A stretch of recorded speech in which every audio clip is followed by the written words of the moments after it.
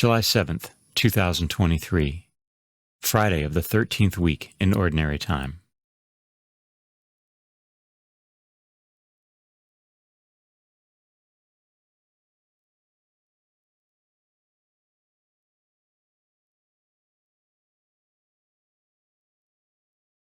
A reading from the book of Genesis.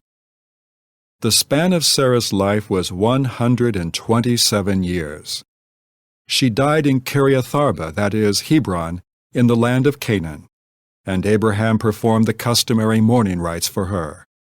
Then he left the side of his dead one and addressed the Hittites. "Although I am a resident alien among you, sell me from your holdings a piece of property for a burial ground, that I may bury my dead wife."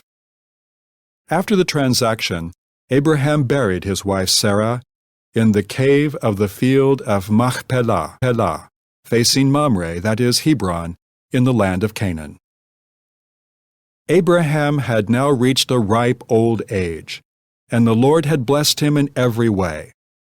Abraham said to the senior servant of his household, who had charge of all his possessions, "Put your hand under my thigh, and I will make you swear by the Lord, the God of heaven and the God of earth, that you will not procure a wife for my son among the daughters of the Canaanites among whom I live, but that you will go into my own land and to my kindred to get a wife for my son Isaac." The servant asked him, "What if the woman is unwilling to follow me to this land? Should I then take your son back to the land from which you migrated?" "Never take my son for any reason," Abraham told him. "The Lord, the God of heaven, who took me from my father's house and the land of my kin, and who confirmed by oath the promise he then made to me, I will give this land to your descendants. He will send his messenger before you, and you will obtain a wife for my son there. If the woman is unwilling to follow you, you will be released from this oath, but never take my son back there." A long time later, Isaac went to live in the region of the Negeb. One day toward evening he went out in the field, and as he looked around, he noticed the camels were approaching. Rebekah too was looking about, and when she saw him, she alighted from her camel and asked the servant, "Who is the man out there walking through the fields toward us?" "That is my master," replied the servant. Then she covered herself with her veil. The servant recounted to Isaac all the things he had done. Then Isaac took Rebekah into his tent. He married her, and thus she became his wife. In his love for her, Isaac found solace after the death of his mother Sarah.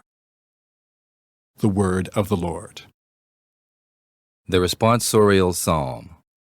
The response is, "Give thanks to the Lord, for he is good. Give thanks to the Lord, for he is good, for his mercy endures forever. Who can tell the mighty deeds of the Lord, or proclaim all his praises? Give thanks to the Lord, for he is good. Blessed are they who observe what is right, who do always what is just. Remember us, O Lord, as you favor your people. Give thanks to the Lord, for he is good. Visit me with your saving help, that I may see the prosperity of your chosen ones. Rejoice in the joy of your people, and glory with your inheritance. Give thanks to the Lord, for he is good."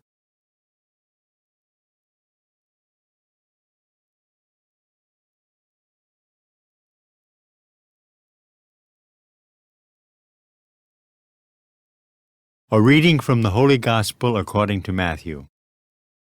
As Jesus passed by, he saw a man named Matthew sitting at the customs post. He said to him, "Follow me." And he got up and followed him.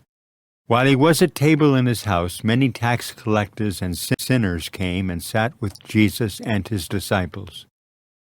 The Pharisees saw this and said to his disciples, "Why does your teacher eat with tax collectors and sinners?" He heard this and said, Those who are well do not need a physician, but the sick do. Go and learn the meaning of the words, I desire mercy, not sacrifice. I did not come to call the righteous, but sinners. The Gospel of the Lord.